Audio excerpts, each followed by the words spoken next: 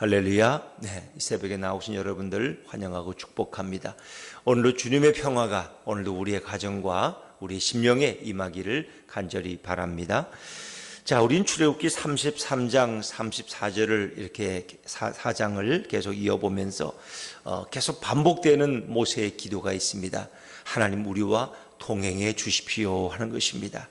아무리 가나안 땅이 좋고 아무리 구원받는 것이 좋아도 하나님이 동행하지 않으면 그것은 우리에게 아무 의미가 없다는 것입니다. 우리는 어떤 인생의 신앙의 목적, 내가 예수 믿는 목적, 내가 교회 나오는 목적, 기도하는 목적이 있습니다. 우리는 그 목적을 이룰 때 모든 것을 성취한 것처럼 좋아합니다. 그러나 그 목적을 이루는 것보다 더 중요한 것은, 어찌 보면 진정한 우리의 신앙의 목적은 예수님과 동행하는 것입니다. 하나님과 날마다 함께 걸어가는 인생, 오늘도 주님과 벗되어 살아가는 인생, 거기에 진정한 행복과 기쁨이 있지 않겠습니까? 날마다 주님과 함께 동행하는 그런 인생이라면 거기에 무슨 염려가 있고 거기에 무슨 근심이 있겠습니까? 오늘의 고난이 있다면 주님이 그 고난을 통해서 축복 주실 것을 알기 때문에 우리는 기대하지 않겠습니까?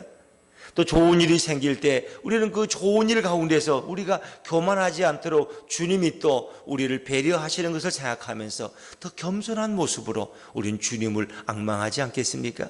오늘 모세의 일관된 기도는 주여 우리와 동행해 주시옵소서 하는 것입니다. 이제 하나님은 모세와 동행하겠다고 약속하십니다. 내가 너희와 함께 가나안 땅에 올라가겠다고 말씀하십니다. 그러면서 다시 돌판을 준비해서 이른 아침 아무도 데려오지 말고 홀로 시내산에 오를 것을 명령하십니다.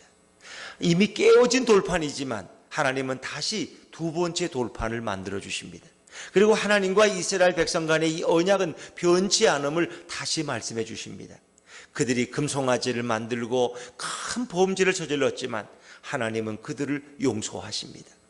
내가 너희에게 보응하지 아니할 것이다.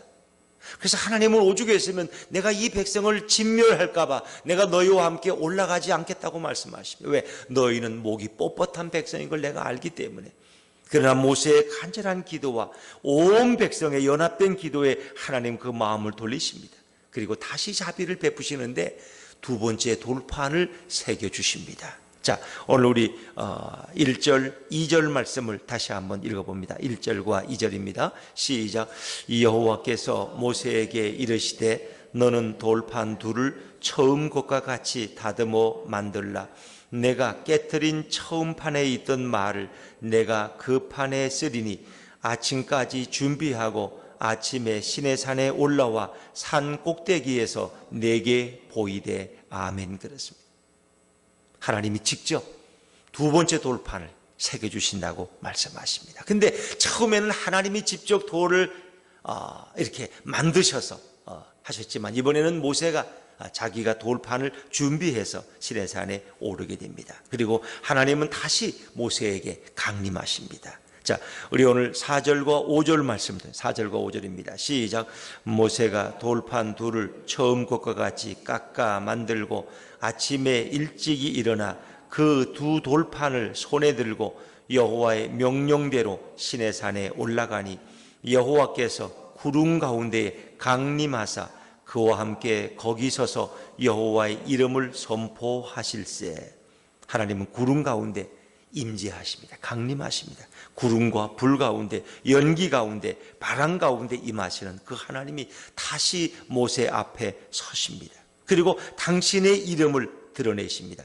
나의 이름은 여호와라, 여호와라 말씀하십니다.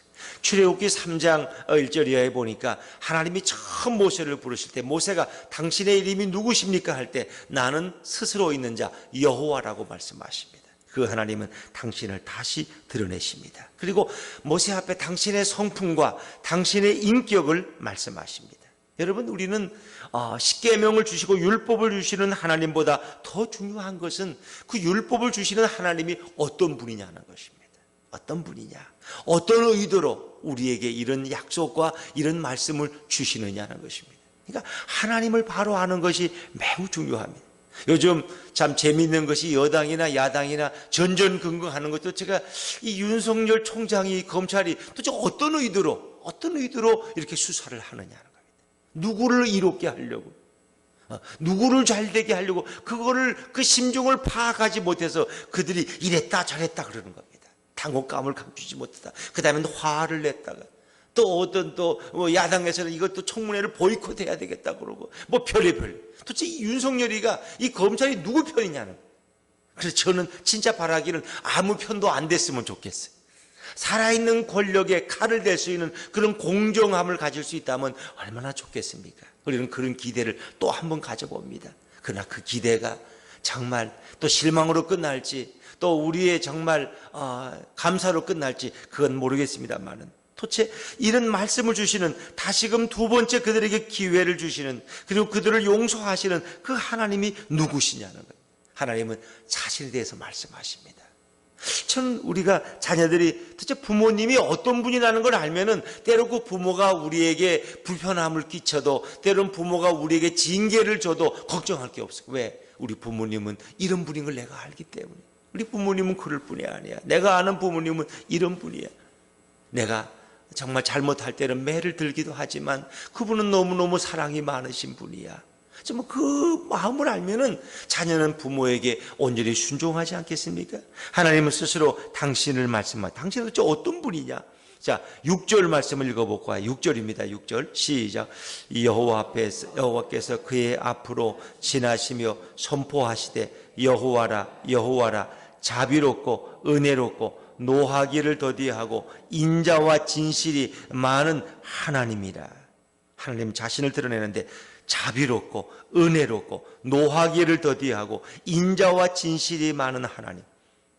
인자와 진실, 사랑과 긍휼이 넘치는 그런 하나님. 노하기를 더디하시고 이 말은 한마디로 말하면 사랑과 긍휼이 풍성하신 하나님. 사랑과. 그래서 하나님은 사랑이시다 그랬습니다. 하나님이 우리를 이처럼 사랑하사 독생자를 주셨다. 그러니까 하나님께서 예수 그리스도를 우리를 위해 보내주신 그것은 한마디로 사랑인 것입니다. 사랑이십니다. 그리고 우리가 몇 번 잘못해도 하나님은 분노하지 않으시고 참고 또 우리를 용서하시는 그 긍휼의 하나님. 우리 연약함을 아시고 우리의 목이 곧은 것을 아시기에 하나님은 오늘도 우리를 징계하지 않으시고 또 참고 기다리시는 긍휼의 하나님을 생각할 수 있습니다. 그래서 오늘 7절에서도 구체적으로 하나님은 당신의 모습을 드러내십니다. 자, 7절입니다. 7절 말씀 같이 읽어볼까요? 시작. 인자를 천대까지 베풀며 악과 과실과 죄를 용서하리라. 그러나 벌을 면제하지는 아니하고 아버지의 악행을 자손 3,4대까지 보응하리라. 아멘. 그 인자를 천대까지 베푸는 하나님은 우리에게 그 사랑을 천대까지 베푸시는 그런 하나님. 어찌 보면 하나님의 사랑은 무한한 것입니다. 측량할 수 없는 것입니다. 하늘보다도 높고 바닥이다 깊고 넓은 것이 바로 우리 하나님의 사랑입니다. 그래서 그 하나님은 우리의 악과 과실과 죄를 용서하시는 하나님. 이스라엘 백성이 하나님이 그 돌판을 정말 주어서 얼마 지나지도 않았지만 그것을 정면으로 배신하고 금송아지를 만들어 놓고 그 앞에 우상을 숭배하고 절하고 춤추는 그들까지도 용서하시는 그 사랑을 천대까지 베푸시는 하나님. 그러나 그 죄를 면제하지는 아니하고 그랬습니다. 죄는 누군가가 책임을 져야 되는 것입니다. 지금은 하나님께서 그들의 죄를 덮어놓고 계시지만 그들이 또 한 번 범죄할 때 그 모든 것을 다 보응하신다고 말씀하십니다. 하나님은 눈 감아주시고 덮어주십니다. 그러나 결국 이스라엘 백성은 이렇게 지금은 면제를 받았지만 어떡합니까? 가데스 바네아에서 그들은 또 한 번 그 정탐꾼들의 보고를 듣고 불평하면서 돌을 들어 모세와 참으로 그 하나님의 세우신 지도자들을 치려 그럴 때 하나님이 구름 가운데 임재하시고 그들을 막으십니다. 그리고 엄청난 심판을 주십니다. 이제 너희 모든 불평하던 자들은 20세 이상 된 자들은 한 사람도 가나안 땅에 들어가지 못할 것이다. 그래서 여호수아와 갈렙 외에는 아무도 가나안 땅에 들어가지 못합니다. 20세 이하의 젊은이들 그리고 광야에서 태어난 자들만이 이제 가나안 땅에 들어가게 되죠. 하나님은 그 별을 면제하지는 아니한다. 그 죄라는 것은 누군가 해결해야지 그냥 없어질 수는 없어요. 그래서 결국은 어떡합니까? 예수 그리스도가 이 땅에 오셔야만 했던 것입니다. 그 죄는 그냥 없어지지 않습니다. 그 죄는 반드시 누군가 그 죄값을 치러야만 했습니다. 하나님은 우리의 과실과 죄를 용서하시지만 그 벌에 대해서는 면제하지 아니한다. 아버지 악행을 자손 3, 4대까지 보응하리라. 3, 4대까지. 물론 1000대에 베푸시는 은혜에 비하면 3, 4대는 아무것도 아니죠. 그러나 하나님은 그 죄의 값을 반드시 물으신다는 것입니다. 그래서 그것은 어떻게 결국 예수 그리스도께서 이 땅에 오셔서 우리의 모든 죄값을 십자가에서 치르신 줄로 믿습니다. 주님이 십자가에서 해결하지 않으시면 해결할 방법이 없는 거예요. 여러분, 구약의 제사는 불완전한 제사였다는 거 아시죠? 인간이 죄를 지으면 대제사장은 참으로 짐승과 소와 염소를 가지고 하나님 앞에 들어가서 그 피를 뿌리고 그 연기를 하나님 앞에 올려드리지만 그것으로 인간의 죄가 해결되지 못했다는 것입니다. 만약 그것이 해결되었다면 굳이 예수님이 이 땅에 오실 필요가 없는 것입니다. 인간이 또 죄를 지으면 양 한 마리 또 갖다 바치, 돈이 많으면 소 한 마리 잡지 무슨 소 한 마리, 가난한 사람은 비둘기 한 마리 또 드리지 뭐까짓 거 그래서 앞으로 누가 벌금을 내는데도 우리 조부자가 내는 것이 돈이 많은 사람은 벌금 많이 내고 똑같아. 가난한 사람은 벌금도 적게 내고 그런 또 돈 많으면 수송아지 몇 마리씩 잡아다가 다 드리지 솔로몬은 1000번제를 드렸다는데 가난한 사람은 까짓 거 나는 가난하니까 비둘기 한 마리 잡아드리면 또 죄가 해결될 거고 그럼 굳이 예수님이 오실 필요가 뭐 있냐. 하나님이 그 죄를 벌하지 아니하시고 기다리고 계시는, 지금은 하나님이 묻어두시는 거예요. 그러나 그것을 예수 그리스도가 이 땅에 오셔서 그 죄를 해결하지 않으면 인간은 용서받을 길이 없는 것입니다. 그래서 죄라는 것은 무서운 것입니다. 그래서 레위인들이 자기 형제와 자기 이웃과 자기 친구들을 무참하게 찔러 죽이지 않으면 그 공동체가 죄로 오염되기 때문에 그대로 둘 수가 없다. 지금 정부의 모토가 뭡니까? 공의롭고 정의롭고 공정한 사회입니다. 어찌 보면 대통령이 그것을 여러 번 천명했어요. 살아있는 권력에 칼을 대는 그런 검찰이 되면 좋겠다고 몇 번씩 주문했어요. 그리고 총장 자신도 나는 사람에게 충성하지 않겠습니다. 법대로 수사하겠다 그랬어요. 저는 정말 그것이 그런 전통을 세우는 계기가 될 수 있으면 좋겠어요. 권력의 신여 노릇하는 검찰이 더 이상 되지 말고 내가 세운 검찰이 나를 향해 칼을 뽑을지라도 그런 공정한 검찰상을 한번 이 땅에 좀 구현해 봤으면 좋겠어요. 사실인지 아닌지 그 포청천 어릴 때 그 드라마 보니까 정말 그 사람은 공의로워요. 포청천은 말이에요. 좀 그런 사람이 한국에도 나왔으면 좋겠어요. 나왔어요. 근데 그게 참 어려운 거예요. 이회창 같은 분, 이렇게 정말 선비 같은 판사라 그랬지만 그분도 또 자식의 또 문제가 나오니까 또 어쩔 수 없는 거. 모두가 다 그래. 내 팔을 자르더라도 내 다리를 자르는 한이 있더라도 정말 공의라는 것을 세워놓을 수 있는. 여러분, 하나님은 사랑과 인자와 긍휼의 하나님이지만 동시에 하나님은 공의로우신 심판장, 재판장인 것을 믿으시기 바랍니다. 하나님은 죄에 대해서 넘겨가십니다. 죄라는 것은 그냥 넘어갈 수가 없는 거예요. 반드시 죄값을 누군가 치러야 돼요. 인간들이 그 죄값을 치를 수 없으니까 당신의 아들을 이 땅에 보내셔서 그 죄값을 대신 치르게 하시는 그런 공의로운 하나님이십니다. 공의로운 누군가 그 값을 치러야 돼요. 그 값을.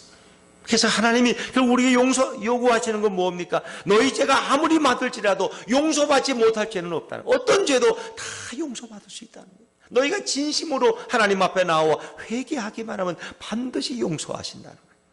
언제든지 하나님은 우리의 진솔한 회개를 기다리고 계십니다. 공의로우신 하나님은 형벌받을 자를 결탄코 면제할 수 없는 분.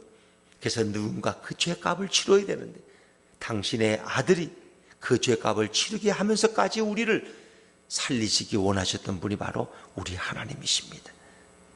그 좋은 하나님은 오늘도 우리를 기다리고 계십니다. 하나님은 자비롭고 은혜롭고 노하기를 더디하시며 인자와 진실이 풍성하신 분입니다. 인자는 천대까지 그 사랑을 베푸시지만 부모의 악행은 자손에게 3, 4대까지 보응한다는 말은 하나님의 사랑의 크기에 비하면 그의 진노는 너무나 작고 너무나 미세하다는 것입니다. 그 풍성한 사랑의 하나님은 오늘도 우리를 참고 기다리시고 우리에게 사랑 베풀기를 기뻐하십니다. 오늘도 그 주님의 사랑을 마음을 열고 영접하고 오늘도 그 예수님 앞에 우리의 죄를 고백하고 그리고 그분의 긍휼과 그 자비와 용서 가운데서 오늘도 예수님과 동행하는 승리의 하루가 되시기를 주의 이름으로 축원합니다. 기도하겠습니다.